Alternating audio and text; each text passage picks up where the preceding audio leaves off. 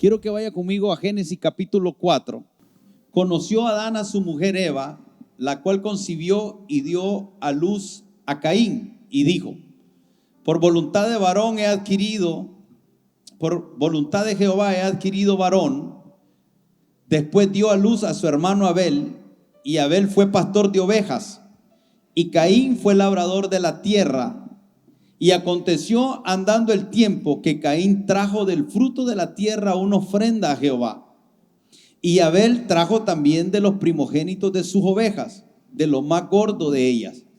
Y miró Jehová con agrado a Abel y a su ofrenda, pero no miró con agrado a Caín y a la ofrenda suya. Y se ensañó Caín en gran manera. Diga conmigo: se ensañó Caín en gran manera. Y decayó su semblante. Entonces Jehová dijo a Caín: ¿por qué te has ensañado y por qué ha decaído tu semblante? Si bien hicieres, no seráis enaltecido, y si no hicieres bien, el pecado está a la puerta. Con todo esto, a ti será su deseo, y tú te enseñorearás de él. Y dijo Caín a su hermano Abel: salgamos al campo. Y aconteció que estando ellos en el campo, Caín se levantó contra su hermano Abel y lo mató. Y Jehová dijo a Caín: ¿dónde está Abel tu hermano? Y él respondió: no sé, ¿soy yo acaso guarda de mi hermano? Quiero que piensen en esta pregunta, por favor. ¿Soy yo acaso guarda de mi hermano? Y me gustaría, Johnson, que me compartas lo que estabas diciendo hoy mientras estábamos en medio de los servicios. Una de las cosas mientras estudiábamos que encontré es que cuando Dios le pregunta esto a Caín, ellos parece que tenían la costumbre de presentarse con el Señor. Y en esta ocasión está Caín, pero no está Abel. Y entonces era como que lo estaban esperando. Y Dios le pregunta: ¿dónde está tu hermano? Y es interesante que él responde diciendo: ¿acaso yo soy guarda? El que guarda es él. Él es el que cuida ovejas, él es el que las protege.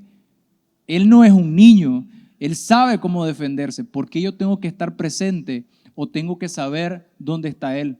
¿Acaso yo soy guarda?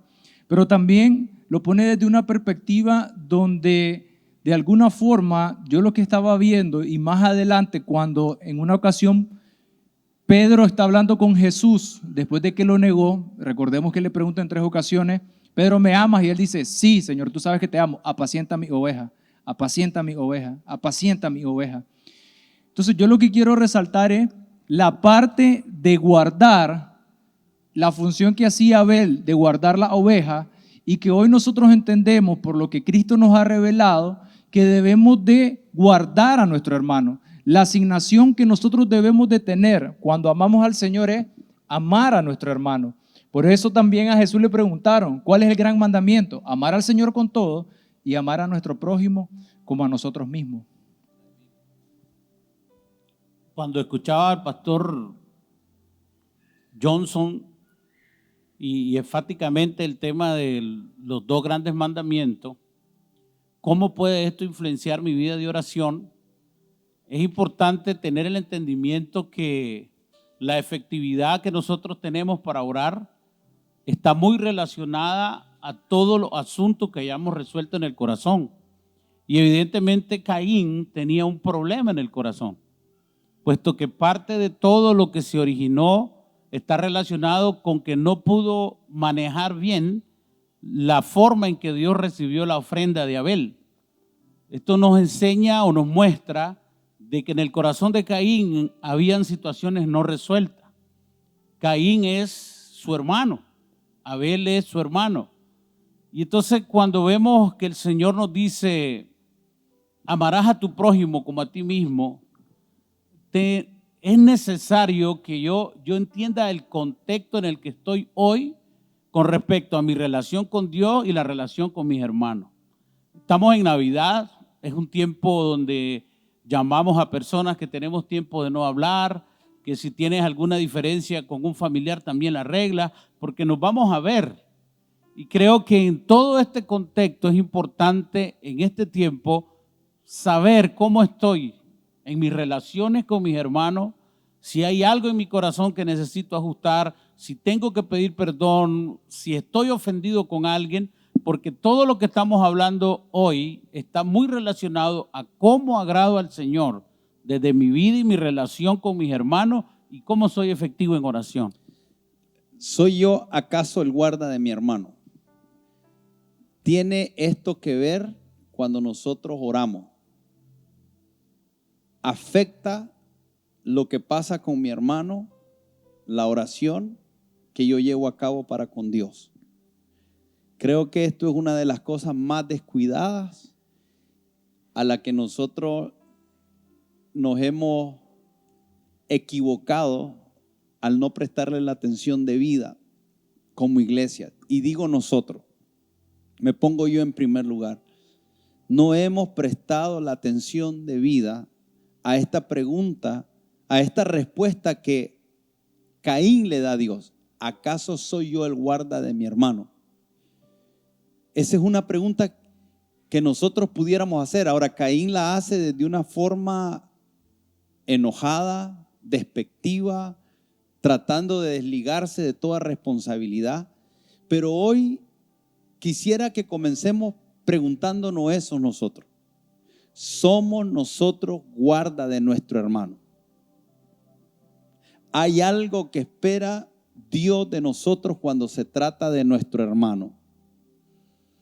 ¿Y qué significa ser hermano?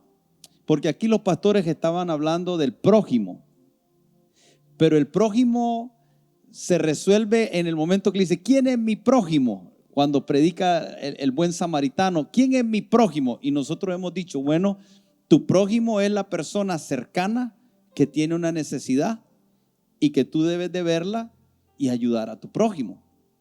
Pero cuando se trata de hermano es otra cosa. ¿Quién es mi hermano? A Jesús le dijeron, allá afuera está tu mamá y están tus hermanos. Y Jesús dijo, ¿quién es mi madre y quiénes son mis hermanos? Los que hacen la voluntad del Padre, esos son mis hermanos.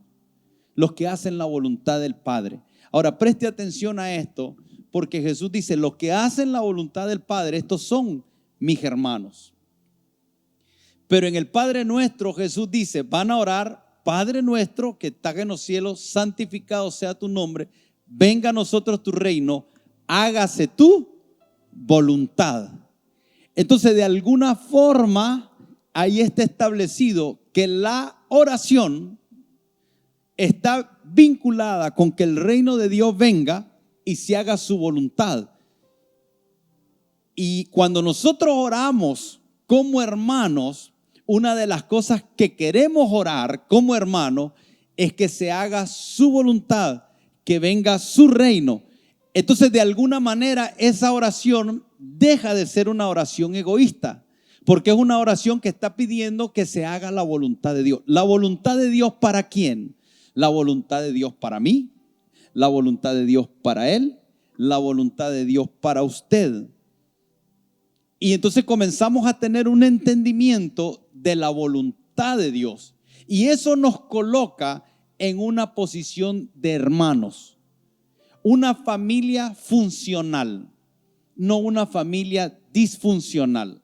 En una familia disfuncional como la de Caín y Abel, un hermano mata al otro. En una familia funcional donde entendemos la paternidad celestial de Dios, entonces nosotros tenemos un solo objetivo, un solo deseo. Nuestra búsqueda es la misma, la intención del corazón es la misma. Todos queremos que se haga la voluntad de Dios. Eso va a hacer que nuestras oraciones tengan una connotación diferente. Ahora, nosotros aquí miramos que Caín y Abel son dos hermanos. Uno era pastor de ovejas, el otro era labrador de la tierra. Y dice que aconteció que andando el tiempo, Caín trajo una ofrenda del fruto de la tierra. Y Abel también trajo de lo primogénito de su oveja, de lo más gordo. Ahora, comience a prestar atención aquí, porque hay muchas hay muchas teorías y comentarios diferentes que usted puede encontrar acerca de por qué el Señor aceptó la ofrenda de uno y no la ofrenda del otro.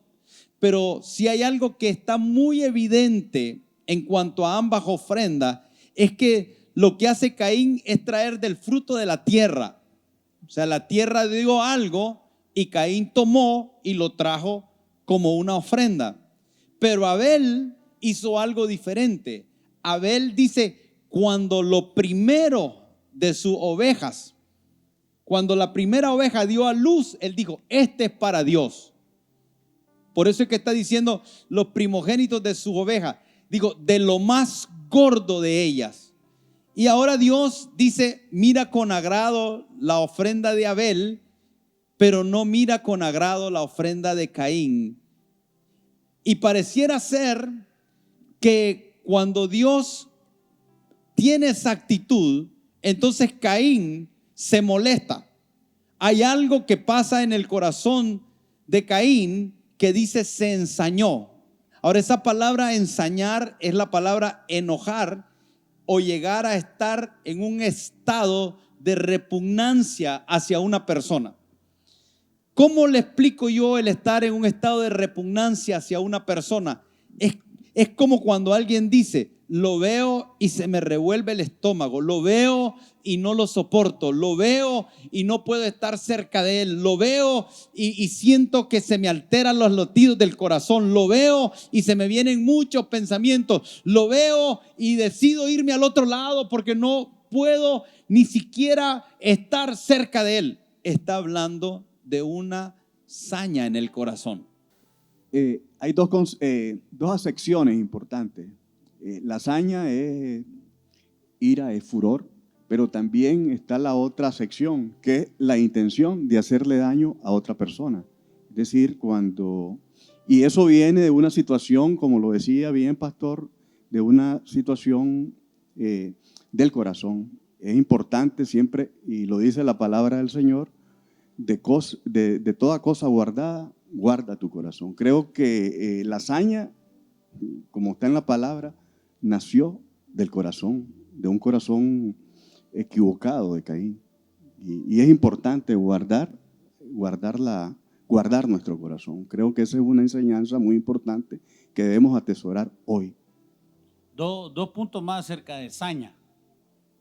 También significa ardor. O sea, es un sentimiento tan profundo ¿Dónde encontraste que esa arde. Porque es que esa definición me llama mucho la atención porque escuchaba gente decir, me arde la vida cuando esté enojado, ¿no? Es que, y tiene relación con el significado, porque causa ardor. Y lo otro de saña es que es como cuando decimos, la tiene conmigo. O sea, le pone el ojo y no lo suelta. O sea, hay un enfoque específico en esas personas o en esa persona que está literalmente, no lo soltamos. Entonces, aparte de eso, también es un ardor y que cuando ya lo tenés focalizado en alguien, no lo suelta. Pero dice que produjo eso que está pasando en el corazón de Caín, dice que produjo que su semblante tuviera una transformación, se decayera. Y cuando hablamos de semblante, es que el rostro comienza a manifestar los sentimientos internos. O sea, físicamente, lo que estamos sintiendo adentro comienza a tener un efecto afuera.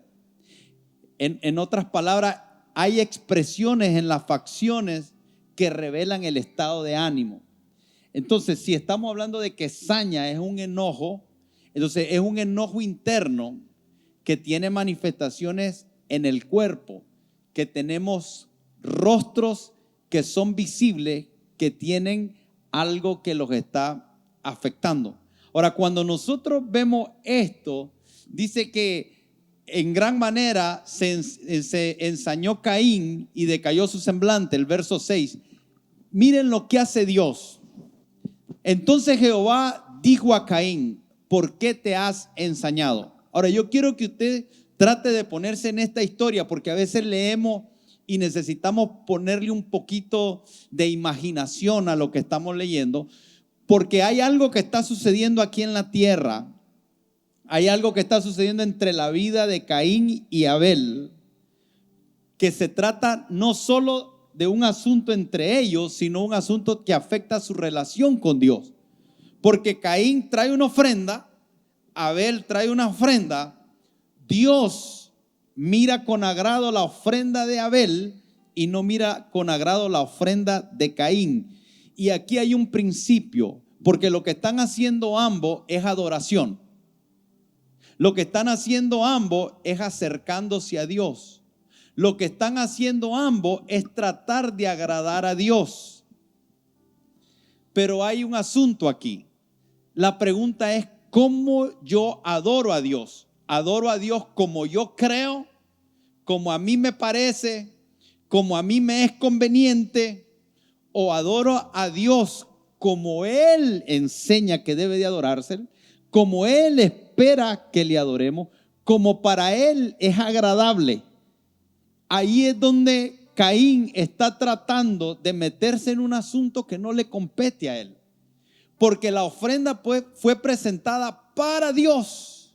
Y Dios tiene la soberanía para recibir todo aquello que se hace a como Él espera que se haga y rechazar todo aquello que no se hace como Él espera que se haga. Y esto es algo que nosotros tenemos que resolver en nuestro corazón, entender con nuestra mente, porque es lo que nos lleva a inventar tantas maneras humanas de acercarnos a Dios. Estamos tratando de acercarnos a Dios bajo nuestras propias ideas, bajo nuestros propios conceptos, bajo nuestra propia imaginación. Y Dios quiere que nosotros nos acerquemos a Él como Él espera. Amén. Y esto es lo primero. Pero segundo, Dios le da la oportunidad a Caín de rectificar. Y quiero que mire esto, porque cuando nosotros hablamos de la oración, hablamos de hablar con Dios, pero se nos pasa por alto el ver que en este momento dice que Jehová dijo a Caín. Ahora, Dios va a hablar con Caín. Diga conmigo, Dios va a hablar con Caín. Y ayúdeme de aquí para adelante, porque quiero poner algunos principios que te van a mantener posicionado espiritualmente para que tu oración sea eficaz. Porque una oración eficaz puede mucho. Amén. Amén. Y la pregunta es, ¿qué la vuelve ineficaz? ¿Cómo mi oración puede convertirse en una oración ineficaz? Y yo voy a hablar hoy de una solamente, de una de las formas que el diablo puede hacer que tu oración sea ineficaz. Mire lo que dice las Escrituras. Si traes tu ofrenda al altar, si tú tomas una ofrenda, si tú quieres adorar a Dios, la ofrenda representa adoración. Si tú traes una ofrenda al altar, dice Mateo 5:23, y ahí, cuando tú llegas al altar, te acuerdas. Ahora recuerde que cuando está enseñando Jesús esto en Mateo, todavía Jesús no había muerto, no había resucitado. Todavía en el templo estaba todo el diseño de adoración antes del nuevo pacto. Entonces Jesús se está refiriendo a algo del antiguo pacto. Se está refiriendo a que hay un altar físico, que hay una ofrenda física que se recibe en la tierra, pero que en el cielo es recibida por Dios, y que hay una forma correcta de presentar esa ofrenda. Entonces está diciendo, si tú traes una ofrenda al altar y ahí en ese momento te acuerdas de que tu hermano tiene algo contra ti, deja ahí tu ofrenda delante del altar y anda y reconcíliate primero con tu hermano, y entonces ven y presenta tu ofrenda en el antiguo pacto. Pero eso sigue vigente hoy en este nuevo pacto, en el sentido de que Jesús enseñó y dijo, van a orar al Padre nuestro. Entonces, cuando tú vas a orar al Padre, cuando tú estás teniendo comunión con el Padre, las cosas, el estado en que esté tu relación con tus hermanos es importante. Y si tú vienes a buscar a Dios, si tú vienes a traer una ofrenda, si vienes a presentarte ahora que tú eres la ofrenda, dice Romanos capítulo 12, yo soy un sacrificio vivo y santo, agradable a Él. Si tú vienes siendo la ofrenda al altar y vienes a la presencia de Dios y ahí tú te acuerdas que tienes algo contra tu hermano, deja ahí tu ofrenda y ve y reconcíliate con tu hermano. Por eso es que Jesús dijo que no se ponga el sol sobre vuestro enojo. En otras palabras, que no pase de un día a otro sin que tú tengas las cosas en orden con tu hermano. ¿Por qué? Porque así como la oración es todos los días y se entiende que cuando tú te levantes por la mañana vas a buscar al Señor, es importante que el día anterior, antes de ir a dormir, tú te garantices que no se ha puesto el sol sobre vuestro enojo, que has resuelto las cosas con tus hermanos.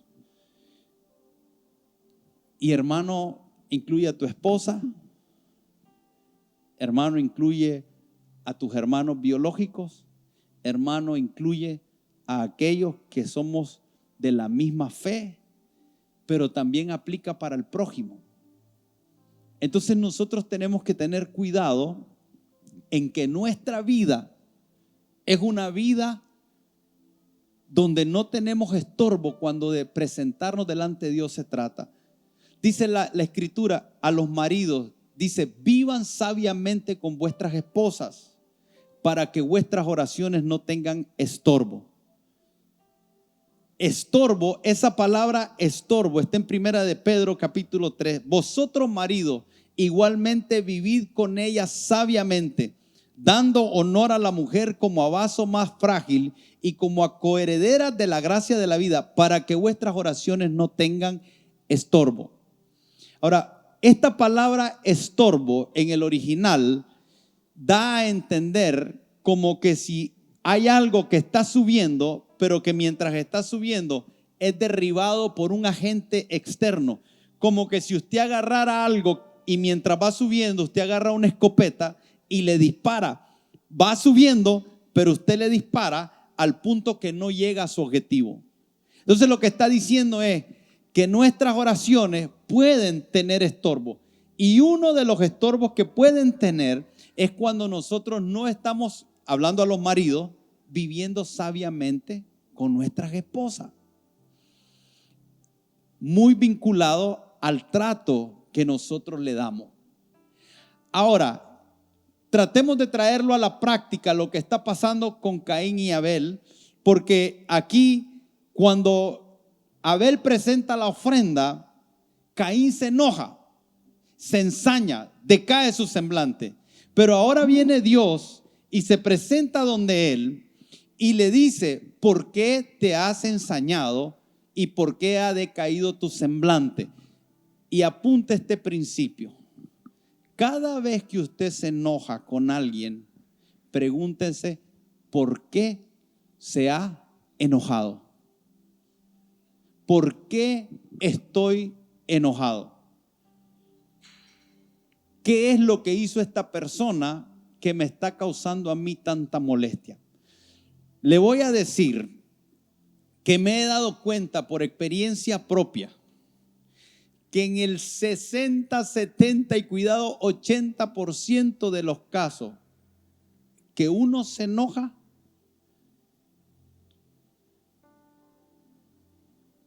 está enojando por algo que solo piensa en uno y en lo que uno quiere. Y que cuando uno comienza a tener una perspectiva más amplia de lo que está aconteciendo y de la situación que se está dando, te vas a dar cuenta de que si te preguntas eso, ¿por qué estoy enojado? Y te respondes con objetividad, te respondes de una forma madura, analizas de una forma madura, pudiera llegar a la conclusión de que tu enojo no debería de ser. Porque cuando el Señor le dice a Caín, ¿por qué te has ensañado y por qué ha decaído tu semblante? ¿Qué le hubiera tenido que responder Caín? Lo que pasa es que yo miré que tú aceptaste la ofrenda de él y no la mía.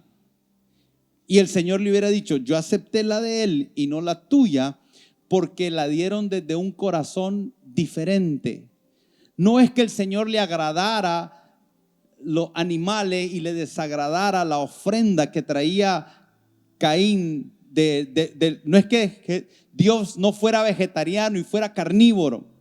En realidad, el asunto ahí es un asunto del corazón. Por eso es que Abel es uno de los primeros hombres que se menciona en Hebreos capítulo 11. Se habla de él como uno de los grandes de la fe.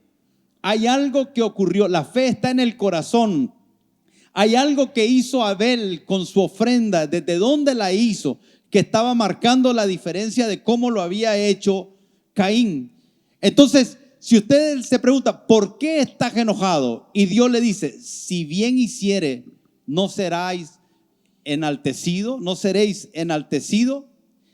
Y si no hiciere bien, el pecado está a la puerta. Y aquí él está diciendo Dios, dos cosas, Dios. Una, si haces lo bueno, te va a ir bien.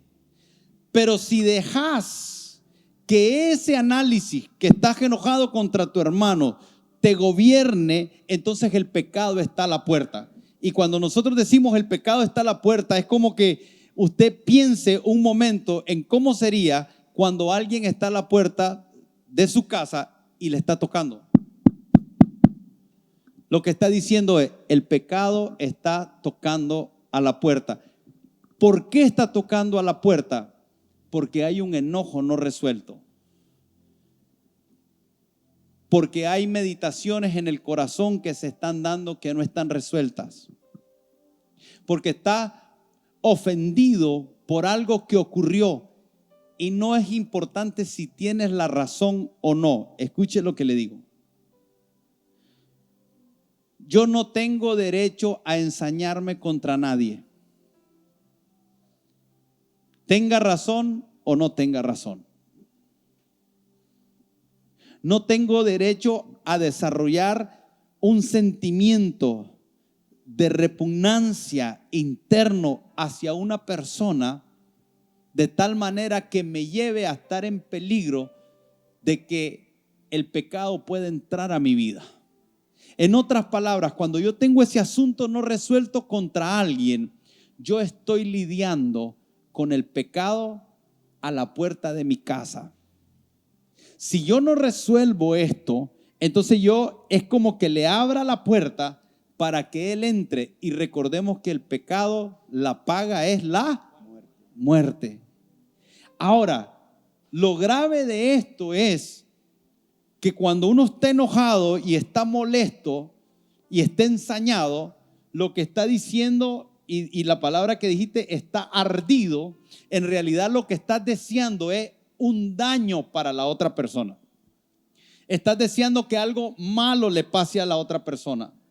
Y cuando estás deseando que algo malo le pase a la otra persona y el pecado está a punto de entrar a tu casa, en realidad el diablo nos engaña que nosotros estamos viendo lo malo que le va a traer a la otra persona, le va a venir, que me va a hacer sentir a mí una satisfacción, un placer por causa de que dentro de mí estoy ensañado y estoy deseando que algo le pase a la otra persona y tengo la idea equivocada y errónea de que cuando algo malo le pase a la otra persona por causa de lo que yo percibo que me hizo daño a mí, entonces yo voy a tener un grado de satisfacción. Pero en realidad lo que está ocurriendo es que si yo participo tomando una acción de lo malo que le pasa a la otra persona, a la misma vez que estoy accionando eso y que puede ocurrirle algo malo, que en algún momento me puede dar un placer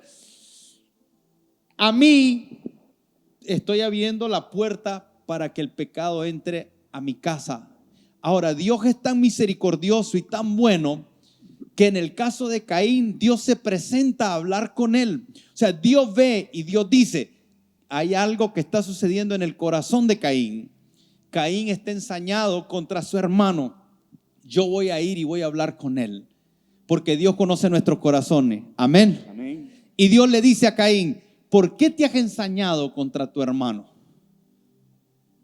Y hace algo que es la misericordia de Dios en un nivel extraordinario. Es Dios viniendo donde Caín, porque el pecado está a la puerta y le está diciendo.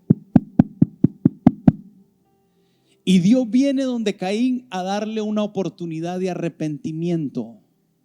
Ahora, si usted trae esto a la oración, y nuestra oración es hablar con Dios, cuando nosotros vamos a hablar con Dios, una de las cosas que va a ocurrir no solo es que a Dios le interesa cómo está mi relación con mis hermanos, porque Él es Padre nuestro. Ahora, yo no sé cuántos de ustedes tienen más de 2 hijos. Yo tengo 4.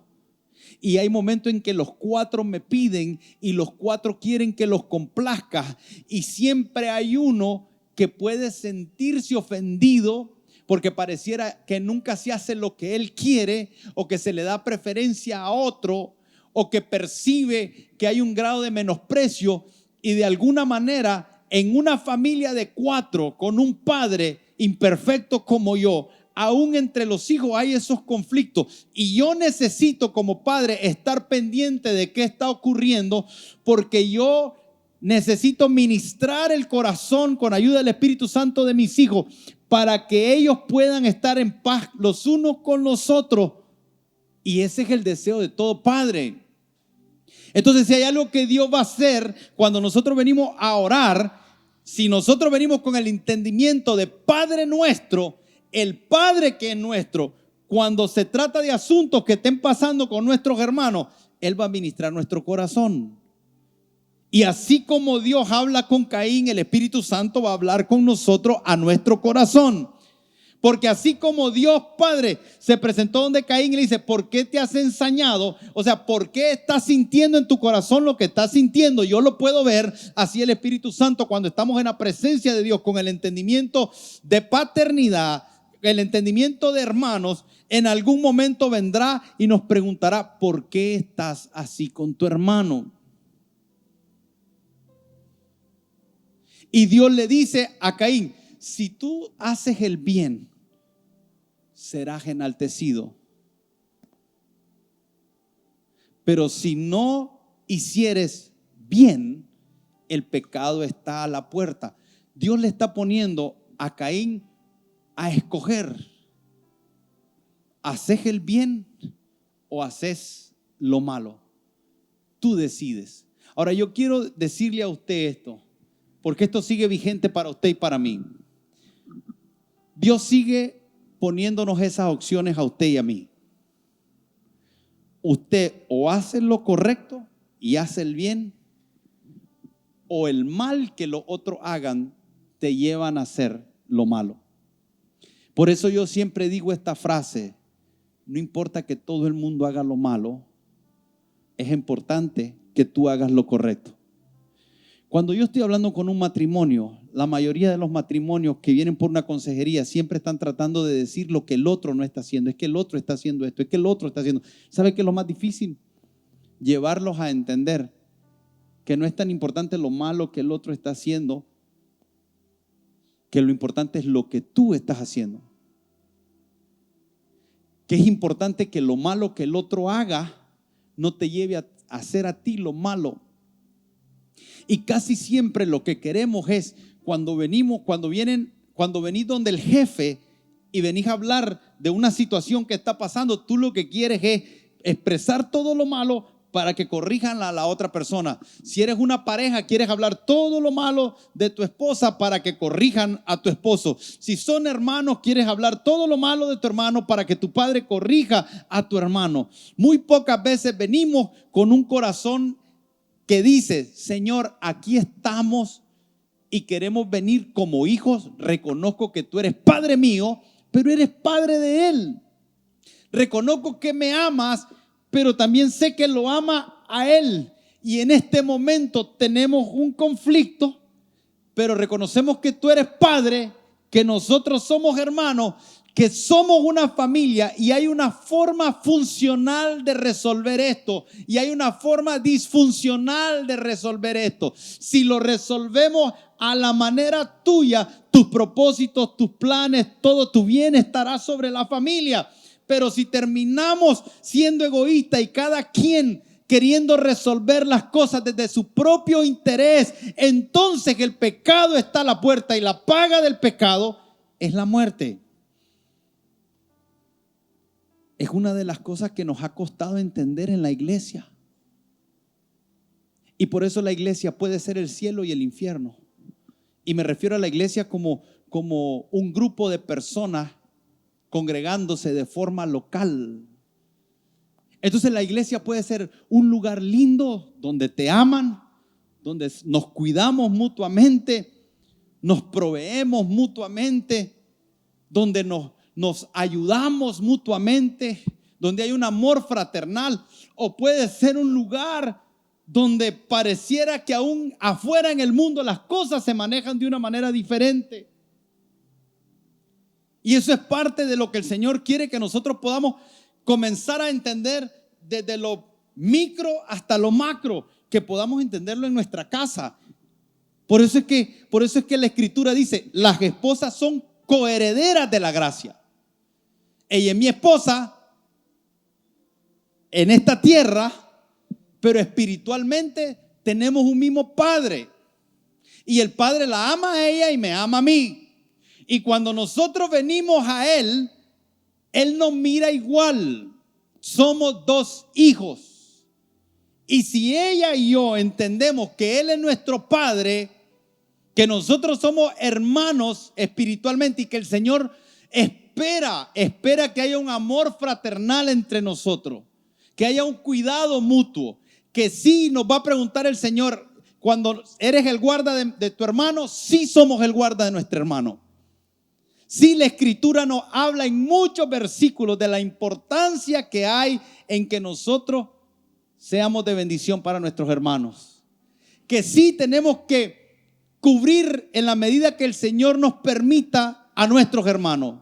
Que sí necesitamos restaurar a nuestros hermanos. Que sí necesitamos con ayuda del Espíritu Santo ser de agentes de sanidad para nuestros hermanos. Que sí, el Señor espera que proveamos para nuestros hermanos. La Escritura dice que proveamos para todos, especialmente para los de la fe, mayormente para los de la fe, dice Gálatas capítulo 6, verso 10. Así que según tengamos oportunidad, hagamos bien ¿a cuántos? ¿A cuántos? Y mayormente a los de la familia de la. En otras palabras, el Señor espera que nosotros le hagamos bien a todos, pero sobre todo, yo te voy a hacer una pregunta. ¿Eres tú de lo que aunque todo el mundo haga lo malo, tú has decidido hacer lo bueno? Porque si no lo has hecho, este es un buen día para decidirlo. ¿Qué significa eso? Significa que el comportamiento de él no me define a mí. Eso significa que el comportamiento de ella no me define a mí. Que el comportamiento suyo no me define a mí. Que yo jamás puedo cometer el error de tratar de justificarme a mí a través de las acciones erróneas de otro. No puedo darme ese lujo. ¿Por qué? Porque para mí es muy importante ir al Padre. Es tan importante que todo el resto queda secundario. Y que nada, no voy a permitir que nada ni nadie me robe el privilegio y la posición espiritual que yo puedo tener de presentarme al Padre. Porque el Padre está interesado en cómo yo me relaciono con mis hermanos. Y por eso es que Dios viene donde Caín antes de que peque. Escuche esto, viene antes de que peque. Dios nos va a hablar siempre antes de que pequemos. Por eso es que cuando usted escuche y Jehová vino donde Caín y le dijo a Caín: ¿por qué te ensañas contra tu hermano? Si hicieres el bien, no seréis enaltecidos. Lo que le está tratando de traer es una corrección. Le está tratando de decir: haz tú lo bueno, haz tú el bien. Hay dos formas de reaccionar y esto es impresionante. Le digo, preste atención a esto y apúntelo y guárdelo en su corazón, porque lo que pasa aquí es impresionante. Porque ¿qué pensaría usted si Dios viene a decirte: ¿por qué estás así con tu hermano? Yo no sé con quién te has enojado al final del tiempo, con quién has tenido un conflicto serio, con quién te has ensañado, con quién tu actitud del corazón es negativa. Yo no sé quién se te viene a la mente. Tal vez pudo haber pasado hace 7 meses o hace 10 meses o hace un año, y desde un año para acá eres un hombre tan sano del corazón que no te enojas con nadie. Está bien, no importa, pero lo que te estoy diciendo es: piensa un momento en esa persona que en un momento tú estás enojado y viniera el Señor y te dijera: ¿por qué estás enojado? Si haces lo bueno. En otras palabras, le estaba diciendo: estás enojado porque Abel hizo lo bueno. Tenemos que aprender a identificar, porque hay muchas personas que se enojan cuando otro hace lo bueno. No solo se enojan cuando nos hacen un mal. Hay personas que se enojan porque otro hace lo bueno. Mire, le doy un ejemplo. En el trabajo, usted llega puntual, usted cumple su trabajo, usted es responsable, usted es una persona activa, dinámica, es una persona servicial, con un alto grado de integridad. Y cuando usted actúa desde ahí, viene alguien y dice: míralo el sapo.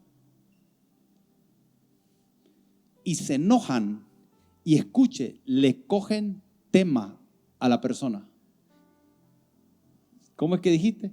Se arden. Se arden, enardecen, se arden. Están ardidos. ¿Y saben lo que dicen? Me enchila este brother. Por culpa de él nos van a hacer trabajar. Por culpa de él nos regañan. Por culpa de él. Espérate, te estás enojando porque está haciendo lo que es bueno. Viene un jefe tuyo que te pide que llegues temprano, que te pide que seas responsable, que te pide que cumplas con tus funciones, que te pide que seas íntegro. Te enojas con el jefe porque te pide aquello por lo que a él le están pagando. Y hay gente amargada contra su jefe. En Japón te mandan a hacer el muñequito con la cara de tu jefe para que lo golpees y te desahogues, como una forma de liberar estrés, porque la gente está estresada contra su jefe. La pregunta es: ¿estás enojado porque te está pidiendo lo bueno? En otras palabras, ¿sabe cuántas personas están enojadas sin razón? ¿Cuántas personas están molestas sin tener la razón? Y sin tener la razón, están dejando que sus acciones, por estar enojado, los lleve a pecar contra otros. O sea, Caín tiene un doble pecado. Caín está enojado porque su hermano hizo lo bueno. Y ahora está con deseos de matarle porque el Señor lo está tratando de corregir. Usted se imagina lo que es que Dios venga a hablar. O sea, si Dios viene a hablar conmigo y me dice: ¿por qué estás ensañado con tu hermano? ¿No ves que el pecado está a la puerta? Arrepiéntete. Qué increíble es que cuando somos confrontados, por el contrario, a arrepentirnos, ¿usted sabe cuántas personas se terminan ensañando más? Si usted corrige al necio, reacciona de una manera. Y si usted corrige al sabio, reacciona de una manera diferente. El grave error que cometemos nosotros es no saber a quién tenemos frente. Y tratamos como sabio a necio y a necios como sabios. Y tenemos reacciones diferentes de los necios y reacciones diferentes de los sabios. Dios se presenta y está hablando con un necio. Por eso es que le digo que la misericordia de Dios es infinita. Porque Dios se hace presente con un Caín que sabe que va a reaccionar mal. Un Caín que cuando el Señor le dice, ¿por qué te ensañas contra tu hermano? ¿Por qué no entiendes que si tú haces lo bueno serás exaltado? Caín, ten cuidado, porque si no resuelves el asunto del corazón, estás jugando con el pecado. Y si tú no resuelves el asunto del pecado, el pecado terminará señoreándose de ti. El pecado terminará gobernándote. Y no debería ser así, porque al contrario de que el pecado te gobierne, tú tienes que gobernar el pecado.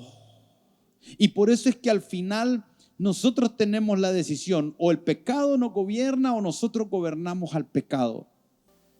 Y tú le dices al Señor, escudriña si hay algo en mí, Señor, que todavía quede algún vestigio, algo que esté oculto a mi corazón, Señor, hacia mi hermano. Muéstramelo, porque yo no tengo el espíritu de Caín, que cuando me señalan lo malo me ensaño más contra el que me lo señala y me ensaño contra mi hermano. Porque a veces llamamos a Dios injusto cuando no salen las cosas como nosotros queremos. Pero Dios es un Padre y Padre de todos los espíritus que están sobre la tierra. Él quiere el bien sobre toda la humanidad. Por eso dio a su Hijo unigénito, para que nadie se pierda. Y a usted y a mí nos ha mandado el Señor a que no nos cansemos de hacer el bien. Pero también nos da una promesa, que a su tiempo segaremos todo el bien que hagamos. Amén.